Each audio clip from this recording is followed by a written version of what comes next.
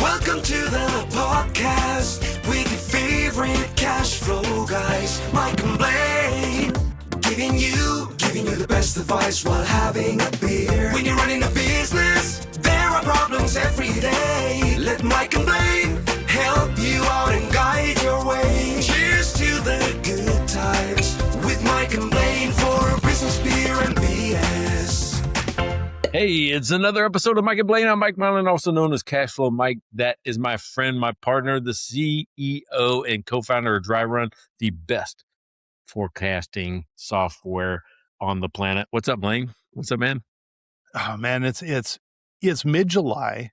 It's actually finally some beautiful weather out. It's like, oh, I should be all relaxed, and I feel like I've just run a marathon. So it was a really busy day. Oh, well, I'll take it. Got lots going on, but man, you can see that I came in just out of breath and just let's go. So, how about you? Well, I'm like going, I think we confused everybody in the world right off the bat. They're like going, wait a second, it's Tuesday, not Thursday. Right. Yes. So that's the first thing you should notice. So probably nobody's listening because they didn't put it on their calendar. They didn't put it in their planner. If you catch us, you're lucky. Enjoy the show, because actually, you know what that means? And instead of me being a half an hour late today, well, I'm not quite half hour, pretty close. I'm actually 71 and a half hours early. So there you go. Now I feel a lot better about this. This is good. Yeah, there you go. So and it's because I'm going to go see my daughter in Omaha, and you give me the day off, right? Like a gracious boss that you are. I mean, you give me the day off. You're like going, hey, why don't you just take it off? Go see your family. You make me laugh. No, but you know what? It is that time of year that we get into the summer schedule, and the summer schedule is always just weird because you're gone and then I'm gone, and then you're gone, then I'm gone. But that's okay because we're still getting some episodes in, even if they're on weird days. So, thanks for joining us if you're watching live. And if you're not, well, you're catching us whenever. There you go. And you're listening to Business, Beer, and BS. And if you want to check us out, go to Mike and Blaine, mikeandblaine.com. You can check out our merch. You can subscribe to our episodes. You can buy us a beer. Speaking of buying us a beer, you know who bought us a beer? Neighbor Pat always. Neighbor Pat. Right? Neighbor Pat always buys us a beer, right? So beer sponsorship is the most affordable advertising you will ever do in your life, and it's evergreen. For $5. Your name, your brand, your message stays on the internet. Anybody that comes and sees us, which is several thousand people an episode, sometimes a million, sometimes one time. Anyway. Okay, one time. But we get a ton of just people looking at it, right? People listening. So best $5 you've ever spent. Yeah, exactly. And so we got some beer sponsors. Pat, thanks again. He's number one. We're going to talk about our beer sponsors in just a minute here. But before that, we always feature the beer that we're drinking. What beer are you drinking today? You know what? All right. So our topic, it's kind of right in line, because after I talked about the topic, I'm like, oh my God, I don't have beer. So I ran to the store real quick and I found this one from Marble Falls, Texas, called Save the World Brewing Company, right? Nice. Right. So it fits right in. But it's all about a Mexican style lager, perfect for days in the sun or the dance hall, but it's Save the World Brewing Company. And I was pretty excited about seeing this one. Oh, nice. That's awesome. So I've got I probably had this one in here before. I really like this one. It is from Irrational Brewing in Edmonton. It's ethereal. It's a West Coast Pilsner, actually, which is a little bit different style. I really like it, though. And a quick story, because we were at Irrational Brewing downtown on Saturday, and it was beautiful out. Beautiful, sunny day. And then we saw some clouds start to trickle in, and we were sitting on the patio with some friends. It starts to rain. Not hard, but just a little bit. So we move inside, and all of a sudden torrential downpour, and the staff are running to slide those big, garage doors closed. And so we're sitting and looking out the window, and it's coming down so hard, it's almost flooding. And our bikes are sitting out there, and I'm thinking, oh man, I hope we don't have to ride home in that. And so we sat inside, just kept ordering more beer and pretzels and stuff, watching the rain. And I swear, we're talking and it's raining, we're talking, and I look back, blue sky and sunny. Gone. just almost in a split second. And then on our way home, we thought, this is gorgeous out. So we stopped by another really fun brewery called the Monolith, which is Blind Enthusiasm in Edmonton. And they had a block party going on. So we stopped there and we actually did get home till about like 8:00. We were out really late, but it was a really fun day with this weird storm right in the middle. You know what? I had a day. All right. So Chad, my best friend Chad, we went to a golf tournament together. He's a lot better golfer than I am, but we went to a golf tournament together. And after the second hole, it was pouring down rain. They called us all in from outside. Well, the thing is, this went so long that you become a little sloshy after sitting inside, because you're there to play golf. You're there to, drink beer and have a good time.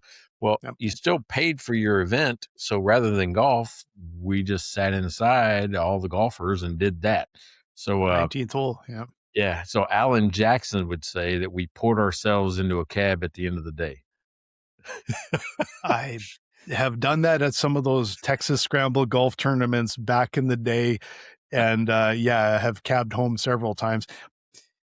But you know what? I got to say, my favorite part of the golf course is the 19th hole. So it's like, I will always go hang out at the bar there.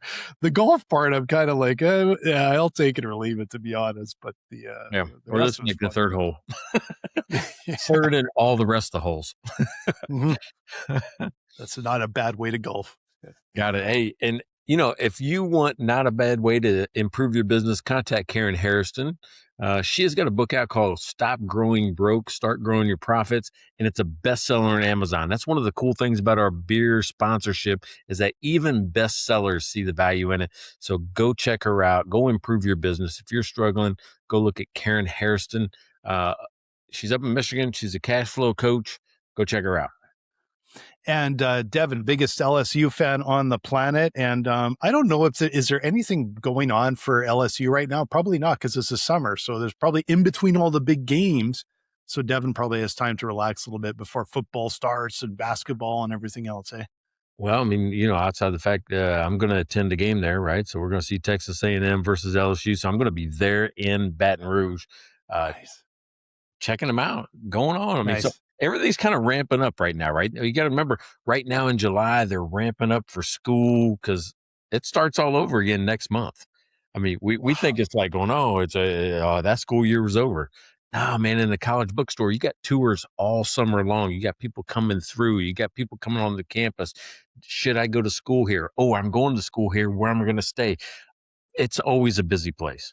It's always something going on at, every college campus, not just LSU. Yeah. It's great. Thanks again, Devin. Much appreciated. Yeah. There you go. And let's talk about Brother Trey, right? Brother Trey's out there. He's out there doing his thing. Matter of fact, he just went with Mallory over to the gym. I mean, he's that type of guy. He puts in the work, puts in the time for his family. He is focused on it. And, gotta love the guy for that. So Brother Trey, thanks for sponsoring the show. First subscriber, by the way. Remember that? Yeah, he was our first subscriber. Yeah, you guys can always subscribe. $5 an episode. It is an awesome deal.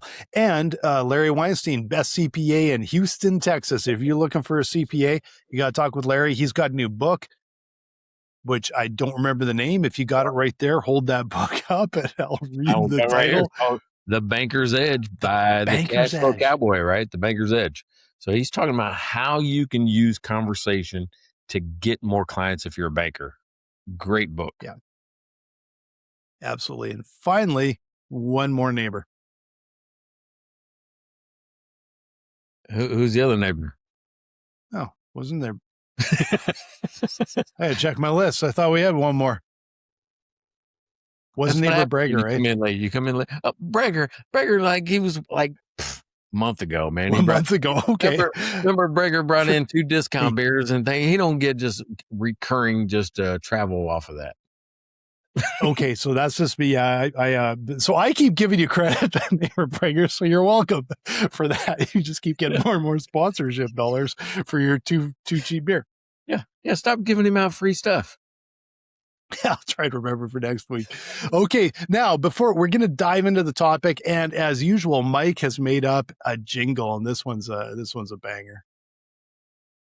They came for the football, stayed for the fries, free refills and ranch. What a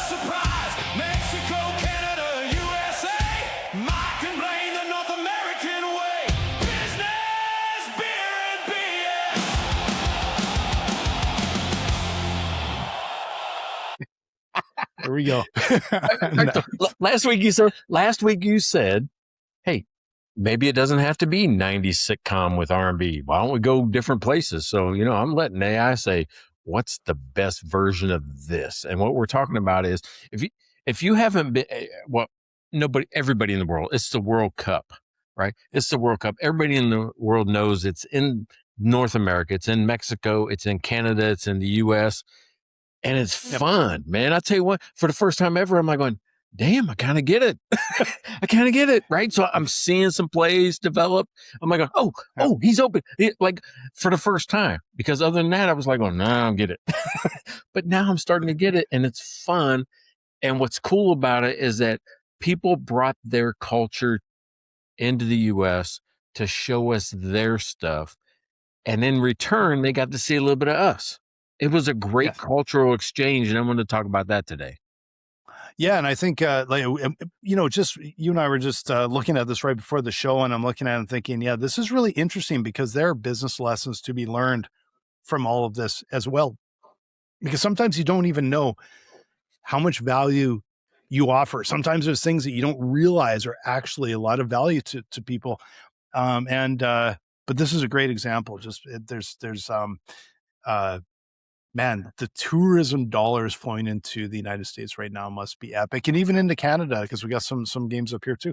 Hey, I mean, they came for the soccer, they stayed for the ranch. If you look at if you look at TikTok or any of those type of things. So, but to me, I'm thinking about there was such an exchange where what I got to notice is that what I take for granted every day, what happens locally, what we just take for granted. I don't care if it's free refills at a fast food joint or a restaurant, or again, I'll say ranch dressing, or any of the things that we just take for granted. Yeah. People don't get to experience that. So it's more important. I'm like going, oh, maybe that's the business lesson, is some of the things that we hold as boring or routine actually have value. Yeah. Especially when you're in the tourist industry. But I actually think it extends further than that, because like I'm even thinking of some of the businesses in Edmonton. I'm thinking of some of the restaurants. I'm thinking there are things that some of our favorite restaurants do that I just value so much. And it's just like, this is business as usual for them. And I don't even know if they realize sometimes why repeat customers come back. Like, I think they like, yeah, well, they must like something, but sometimes I think they might miss some of the subtleties. In fact, I actually mentioned this Irrational Brewing that we were there on the weekend. And one of the things that I appreciate so much, like, they have very good beer, they have high quality beer, but their staff are great. Their staff are so good. And it seems like every time you go in, even if it's a new staff member, they're friendly, they're dialed in. And sometimes I'm just like, I wish I could see the owner and go, yeah, you got this down, because not everybody hires staff that are just so good immediately. Well, that's what we learned instantly when you have, I forget how many million people came into probably Canada and Mexico and the US. Mm-hmm. But what they saw was just the regular person, right? They just saw the regular person that's there every day. Yeah. They mentioned the hospitality. They mentioned, the warmth. They mentioned the way they were treated. I'm like, oh, man, we really take that for granted. And, have you ever traveled like outside of North America? I have, but the interesting part for me that I think I want to kind of lead into, because I think you'll find it interesting, is the differences between the United States and Canada, because we are literally next door neighbors. So yeah, I've been to Asia. Okay, it was really an amazing experience, and we could talk about some of that. But what I find the most interesting is we're literally neighbors. There's a lot of things that are kind of common across Canada and the US, but there are some major cultural differences that I notice every fall when I cross the border, and every spring when I cross back into Canada. Yeah. And I think that a lot of people, especially overseas, in that they probably don't realize how friendly, it's not universal, but how friendly by and large Americans are. because it's not as friendly in Canada. It's polite in Canada. There's a little bit, people can be nice to some degree. They're not friendly like the United States. And I don't know if internationally, I don't know if people realize how friendly of a country you guys No, I mean, even in the army, I spent a lot of time in Europe, or even on business trips. From Poland to Italy, I mean, Germany. I mean, I spent a lot of time through Europe. are. Yeah. And you're right. It's not there's not a politeness to Europe, I'll say, but it's not a warmth. Yeah. Right. It's not Yeah. like, oh my God, we're gonna be friends, right? It's like, I mean, Yeah. people treat you like you're already a friend when you first start talking to them. And I think that's one of the ways I've always kind of treated life is I'm going to assume the best of you until you prove otherwise. And I think Yeah. that's an American trait. I'm going to assume the best until you tell me, I should put my guard up. Yeah. And I don't know if I think, I think Canada would be maybe a little different and maybe a little bit more guarded, but it's also,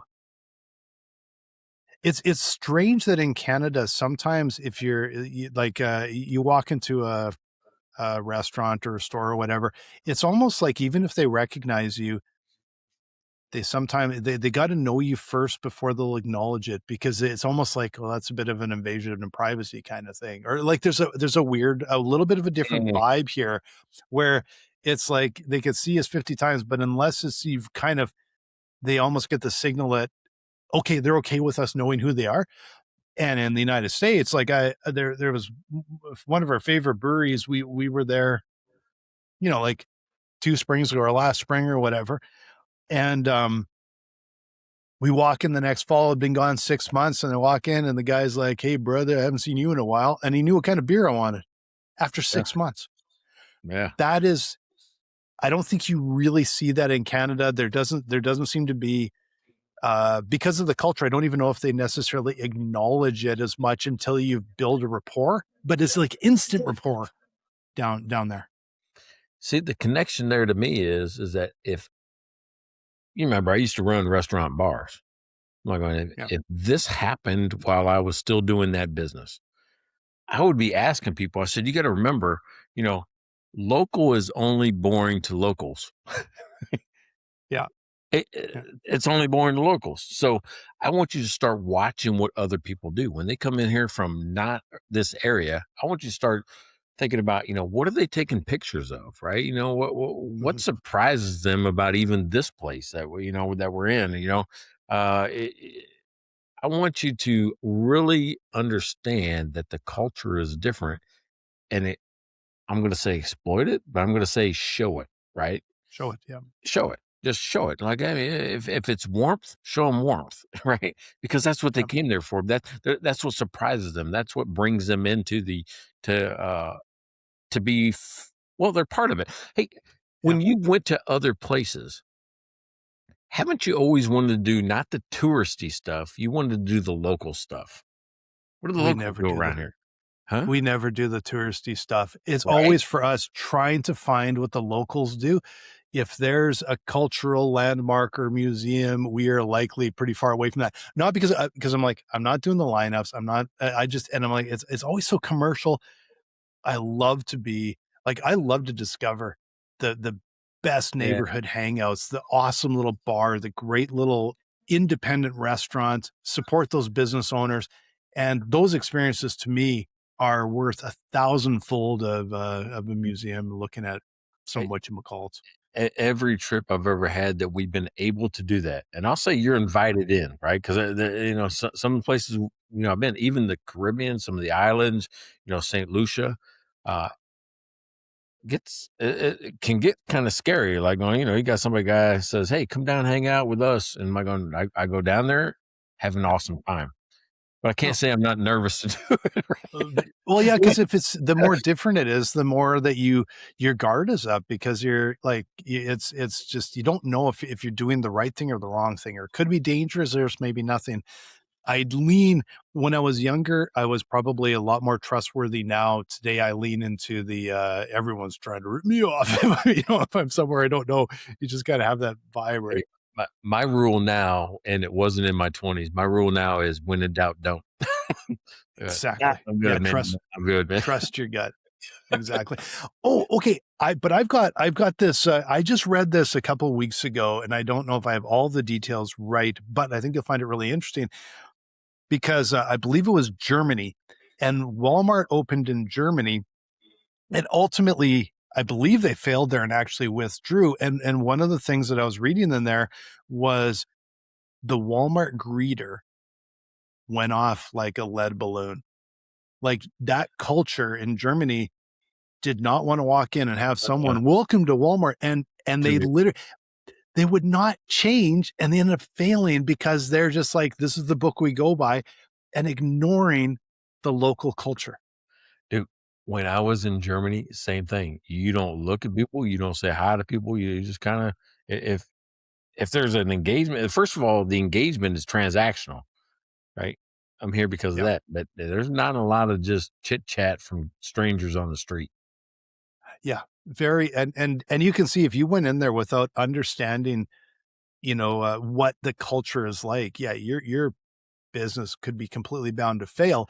On the flip side, there's a pretty decent chance that you could have the same problem opening a business in the US and people come in and think you're absolutely cold and disrespectful when they're just, if they are not hiring locals, it might be like you've built the culture all wrong. So I'll say a different way. If it's me by myself on the street in Germany, it seems cold. My friend Steve, who's in the Army, he grew up in Philadelphia, but he spent after the Gulf War, the first Gulf War in the 90s, he moved to Germany, and I went to visit him. Yeah. When I went out with him, now first of all, this guy is an imposing figure, bodybuilder. He was like Mick Jagger's bodyguard for a while. He's that guy. I'm not that guy, right? Right. And he's introducing me to people that are like princess, this, that, or the other. And I mean, I don't know. When I went out with him though, it was like open arm. Very warm community. I think it's just it's cold. You know what they called it in Seattle when I moved to Seattle? They called it the Seattle freeze. You got to remember I moved from St. Louis after I sold my stuff and moved to Seattle, and it took me a long time. I'm going, what the hell's wrong with people up here, right? How come I can't make friends as fast? They call it the Seattle freeze until they kind of get known. You get known. Yeah. And I have found that, and this may just be my experience, and it's not just big cities. I think it actually is more the port cities.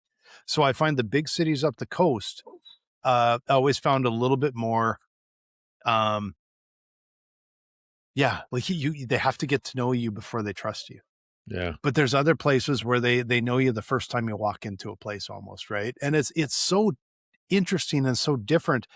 I wonder if it's not the size of the city. I think it's sometimes the pockets of the city too. Is it a local community and it's very much the same locals in whatever area of the city, or is it one where there's just constant interaction of different people, and maybe it's like, well, you don't have that familiarity, so you may not. You need to get to know people because everybody you see is always new, rather than the regulars or whatever, right? Yeah. So here's how this whole topic started. All right, for me was I saw a clip or I don't know, somewhere on social media of. Do you know the guy Erling Haaland? No. It's from Norway, right? And they just got knocked out. So this is right after the player. I think I know who you're talking about. I've seen a picture of a player all over the place and all that. It's got to be. If you've seen a historical picture of a Viking, that's him. Yeah. I mean, and he's one of the most highest paid popular soccer players in the world from Norway. He's got not a man bun, but he's got long hair. Dude, he's a good looking guy. He looks like a Viking. If I'm going, that's a Viking. But it's that guy. Well, after they got knocked out, he was in like Miami or something like that. Flies back to Texas and buys a stuffed or taxidermied raccoon holding a whiskey bottle, and it cost $750. And I was like, going, what? That's what you take back? I mean, really, you're like going, dude, I mean, we're out of the tournament. You know what I want to go back and get that damn raccoon. I'm like going, that surprised me like nobody's business, because it's something that I see in like every other shop around, Texas, right? Every little gadget shop or whatever, souvenir shop's got that. Yeah. And it impacted him so much. He goes, I can't get this. And it was probably funny, but he got more recognition on the internet for buying a $750 dead raccoon holding a whiskey bottle than any other thing he could have bought in the United States. And that made it to me. I'm like going, oh my God, he connected something that he's never seen before or doesn't even think of, and says that's the thing I can't leave home without. I can't go back home without. Well, as a non-American, I'm kind of like, yeah, I get it. That's hilarious, because it feels like that is the United States. Like there's some, it's like, it's a little bit, it's kind of funny and hilarious and different. And who else in the world would stuff a raccoon and put a whiskey, bottle in his hand? That's pretty awesome, actually. Yeah, but he could have bought anything else in the world, and we would went, yeah, who cares? If he would have bought something important, if he'd have bought something, what we think is luxury or a piece of art that it's tasteful, everybody would have been unimpressed. No, he goes to buy that, and I'm like, damn, that's not only funny, it's awesome at the same time. Yeah, exactly. It's that's pretty awesome. I hadn't heard that story, and it's okay. So there's a couple different sides here that are really quite interesting, because it's understanding who your market is and trying to figure out, okay, where do you offer value that you might not be seeing?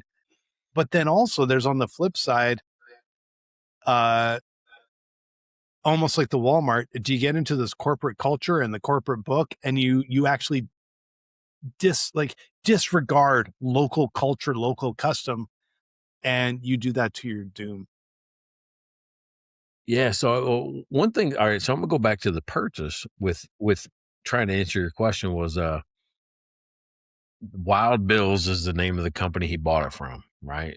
And Erling pretty much said, I can't find this anywhere in the world. He was and you can find it at 100 places in Texas.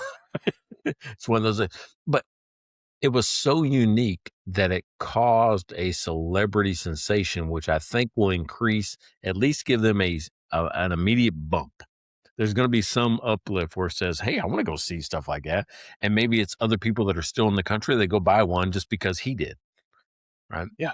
So, but yeah, there's got to be something that you can take away as a business lesson on what is it that you have that is unique enough to create a memorable experience. And it's not cost, right? Yeah. It's not that I spend $1,000. It's like I have from the Key West, I call it a $2,000 stuffed fish out in the garage.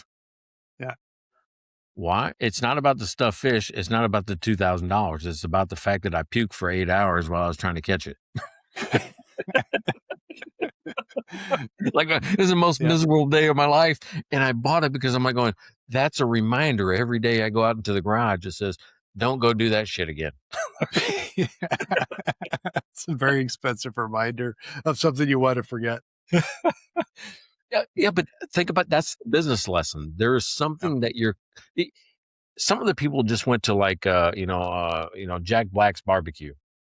But it was more about the story. It was about the fact that they spent 4 hours preparing barbecue before you even knew you were going to go in and walk in and eat it. And all of the frontline employees knew the story and how to talk about the barbecue and why it was important and why it tastes the way it did and why you should appreciate it. Yeah. And that's where our first line employees really help. Yeah. By knowing the story behind why we do the things we do.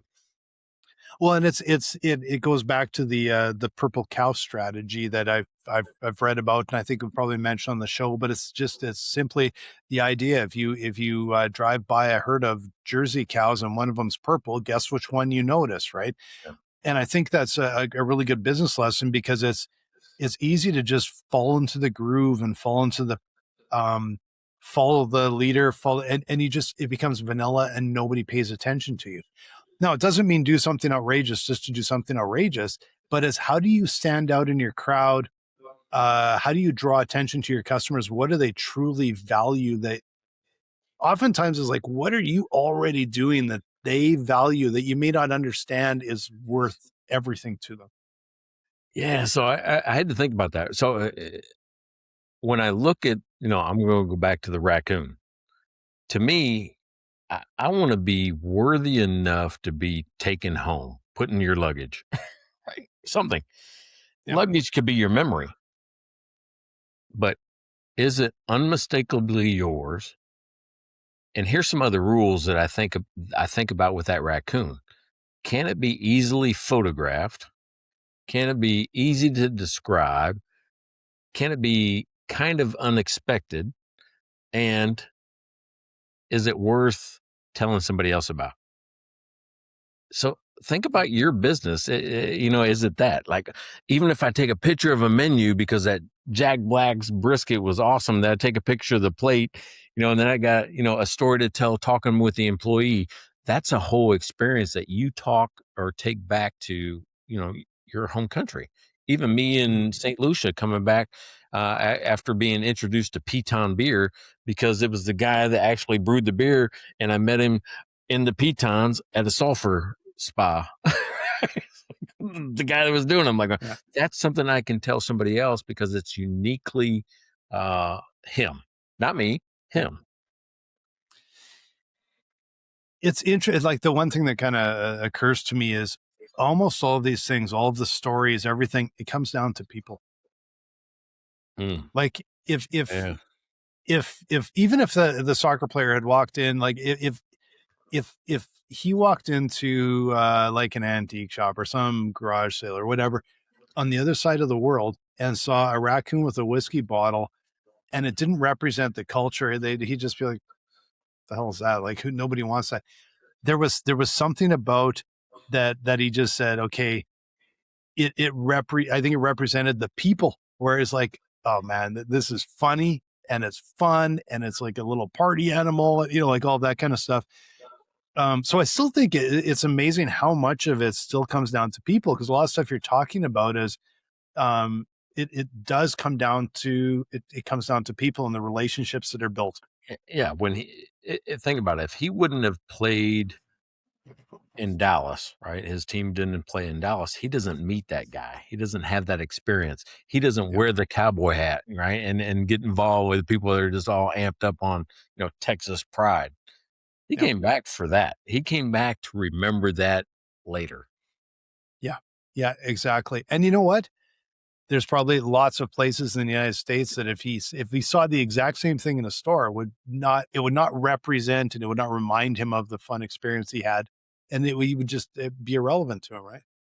Yeah. So, I mean, again, with Dallas, because I'm in Texas, I hear more Texas news. But the Dutch team, when they came here, right, they went to the Heineken brewery. So the distributor, the Heineken distributor, whatever.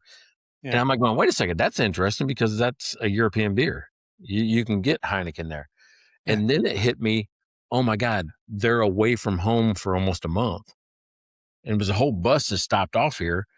There was a little bit familiar with the newness of the culture, right? So so sometimes people that are coming to you from outside your area, it doesn't have to be, the Netherlands. It could be, from California to Texas. It could be from, Canada down to Arizona. You're looking for something familiar to connect to, but then it's layered in with all the other good stuff as well. Yeah, I could see that there's, because there is a I imagine, like, not imagine, there's a culture shock and a little bit of, sometimes you just need something kind of familiar and want something that's just because sometimes the culture is so different. It's just so different to your senses that you're just like, oh man, this is amazing. I just need my brain to calm down and something familiar. And I could see that. I can see that for sure.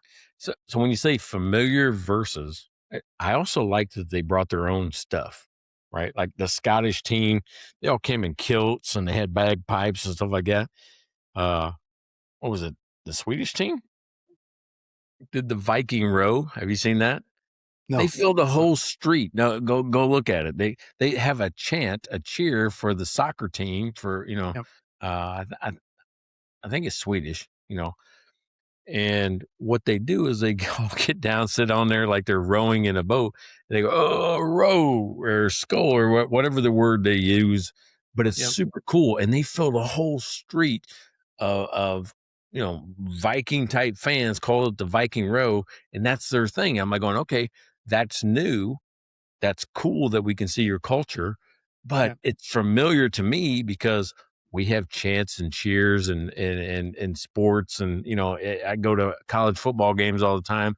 There's always something that we collectively can do together. I mean, when I go Yep. to Chiefs games at the end of the national anthem, instead of saying home of the brave, first of all, Arrowhead is the loudest stadium in the world.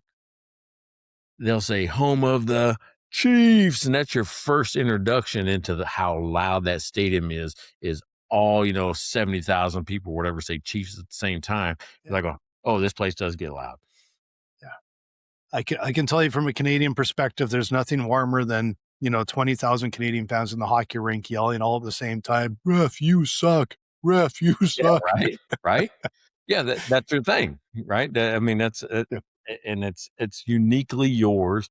So if the Canadian team or Edmonton comes down, I'm sure they probably did that in Florida during those. Didn't you guys play in a couple big games in Florida? It lost a couple of big games in Florida, but I guess that's just how it goes. Did you guys say refuse suck? Did you hear that?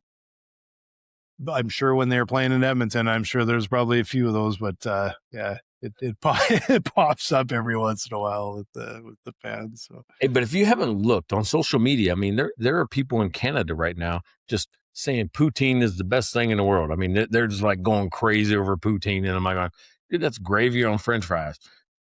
I like it too, but still. Oh yeah, but it's the cheese curds that make the difference. If you haven't had poutine, man, if you think it's just gravy on fries, because it is the poutine kicker that is the difference. Yeah, I think I had it over. Or the cheese curd kicker. Yeah.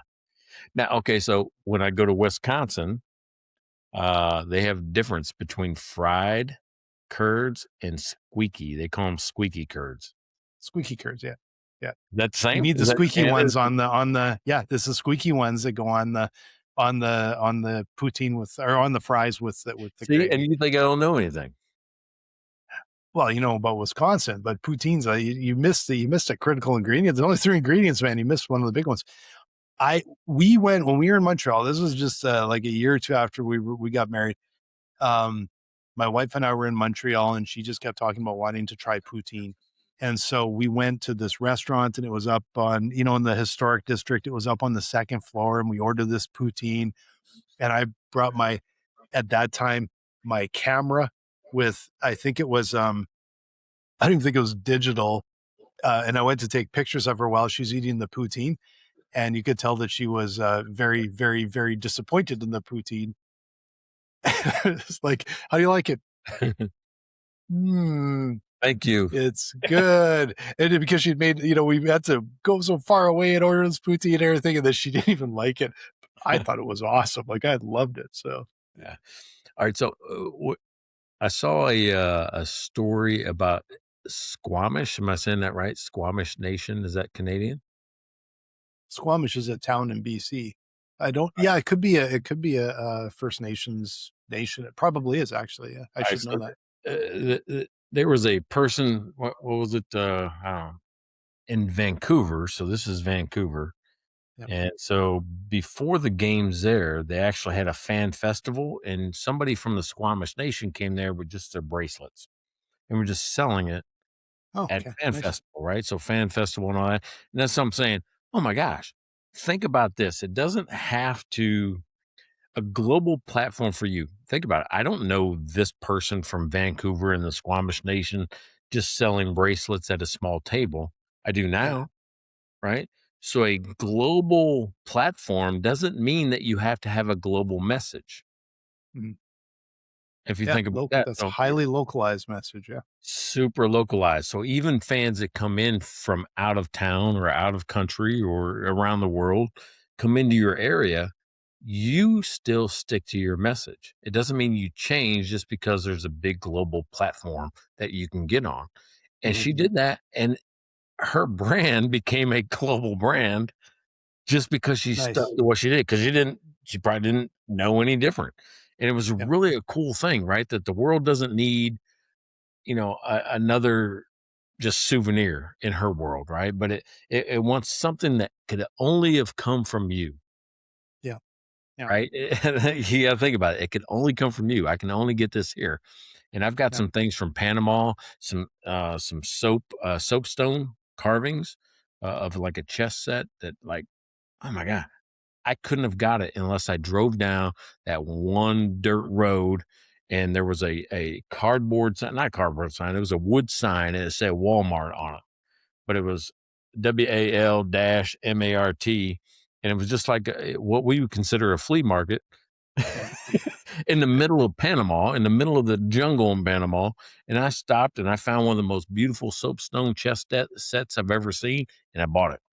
Why? Nice. Because fantastic. It just Yeah. was beautiful, and I couldn't get anywhere else. Yeah. And there's of course the uniqueness of things that's something that you see when you travel. Sometimes it may not be unique to the people there, but when you see it, you're like, this is so different than from where I come from. And Yeah, yeah. it strikes me, and I think it's beautiful, and it's going to remind me of traveling. So it's just a natural thing to get. Right. Yeah, that's where we've been talking over the last month that authenticity beats polished. That's where we're Yeah. at in the evolution of just business, is that Yeah. you can be authentically you. We're done, at least in my world, my company, with trying to make the most polished video. If I stumble, if I stutter, we just let it run, because that's how I talk normally. I mean, you've Yeah. listened to the podcast. I'll stutter and stumble and slur even, like, you Especially on know, the birthday episodes, especially on the the whiskey. whiskey episodes. Yeah. Yeah. By the way, we're thinking 250 might be a whiskey one. So tune And in. this is 245, so it's coming up. It's only 5 more episodes. Exactly. Yeah. There you go. Looking So, forward to that one. all right. So I think here's my lesson I would tell to business owners, is like, create an experience that somebody can retell. Think about it. You and I, even this whole podcast is about you, me and you telling stories back and forth about, I did this, you did that. Oh, I hated this. I hated. Everything's about people buying people, not products. Yeah. Yeah. That's what And I think we memories. start off with. Yeah, and memories. And memories. Like it's like we talk about this every once in a while. Like, when you live in a city, you get into routine, you do the same things, and it becomes kind of Groundhog Day. Like it's the same stuff over and over again, and rarely things sort of stick out. And then when you have this experience that stands out, like when we were at the block party on the weekend for Blind Enthusiasm, and it was interesting because it was based on this band that was I think the story was their 20th or 25th anniversary of the band. Shout out, local Edmonton band, kind of an interesting band. But to be there and have all of these people around and sharing tables, and then we had friends that kept showing up, and a year from now, I'll be like, oh yeah, remember last year when they had the block party and all these friends showed up and we were having all this fun. And it's because it was different. If you did that exact same thing every week, something different would be the one that would probably stand out in your mind, right? Yeah, and you're talking about different could be in your own town. What I learned Yeah. over this whole World Cup thing is that the people that came from Europe or Japan or any of these countries didn't come in here and discover what we already knew. What they did was they held a mirror up for us and said, "Hey, here's who you are." Right. And we appreciate it. And I'm like, oh, we got to rediscover who we were through their eyes. Yeah. But they didn't give up on themselves. Like the Japanese still cleaned up all their sections in the in all the stadiums, right? That's a cultural thing. And like, we don't do that. I might clean up my spot. I don't clean up my section. Yeah. Yeah. It's a really cool thing, right? Yeah. Yeah, it's there's nothing quite like the World Cup. Like I'm not a huge soccer fan, although every time I watch World Cup, I kind of get into it and I'm like, okay, I should not get any streaming soccer because I don't need more stuff to watch on TV for sports. Like it's, I'd rather be outside, but I can see how you could get sucked into it. I don't think there's another tournament in the world. I don't think the Olympics, I think they actually pale in comparison to World Cup. There's a different, I just personally, what I see and the feel I get is, like we're going to a bar with some friends on the weekend. We're already planning to watch the final. Don't care who's in. Well, we care who's in it, but uh, you know, I don't because my teams are out. But we're going to watch that. We never did that during the Olympics. Maybe we watched some hockey games, but it wasn't. It's not the same international gripping everybody. Okay, but did you do it when the World Cup wasn't in Canada, US, and Mexico? When it was in South I America? did. Mhm. I did. I remember, like, I'm going back over 15 years. I remember we took the entire office to an Irish pub to watch a game. I don't remember what game was on. One of the last World Cups, I don't know if it was the last one or the one before when Germany won. We got English neighbors and Dutch neighbors, and we would be watching World Cup, and they all came over here for the final because Germany was in the final, and I had my hat on. I think it's, and also they're not playing in our city here. They're playing out on the coast, but I don't think it's as in Canada. It's not as big as when it's actually here. But I also can't think of another international. I guess the Olympics a little bit, but where the entire world is grip to it and are all watching, and you actually would take an afternoon off work to go watch something. Maybe a hockey game would be kind of it in Canada. Yeah, I can tell you that this is the first World Cup of my life, right, that I paid attention to. Right. And maybe media did that or whatever, but I think FIFA or the World Cup did themselves a favor by doing this because they turned guys like me that didn't pay much attention. I'm Yeah. like, damn, that was actually kind of fun. That was fun. I could get into it. I love, people that love their teams, right? And more than that, there's an international connection that happened because of it, and I really appreciate it. Yeah, and it's I think basically like staking that claim in the American market was such a massive deal because it maybe wasn't that big of a deal certainly compared to Europe and a lot of other countries, Hmm. but maybe they've turned the corner a little bit here in the United States with and even Canada with taking a big step forward and pulling us into the rest of the world where soccer is such a big deal. The thing that I can compare it to is if I look back at F1 10 years ago, the United States didn't care about it. And then Netflix started offering this show where it was behind the scenes and you learned about the drivers and it it sucked everybody in. It annoyed me a little bit because I watched F1 and watched it for so many years, and sometimes it'd be like, oh, they're kind of BS a little bit with this, and that kind of stuff. But they built F1 to another epically high level, and basically have the US has now embraced it with 3 races and where they weren't even on the map before that. Hey, think about it. The one happening next month, there's only ever going to be one of those trophies available. The America 250 around the White House, there's only one of those that can never happen, right? The one race around the White. Now they can do more races around the White House, but not for the 250 anniversary. Yeah. Yeah. Yeah. Those are some of the things that make it special when there's some, again, it just comes down to people and story. That's how the Netflix thing got F1 going. It was people.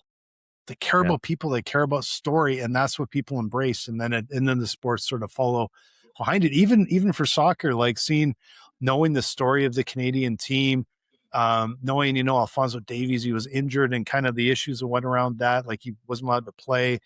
Messi, who got a hat trick in that one game, and he's a superstar, but he's kind of in the twilight a bit of his career.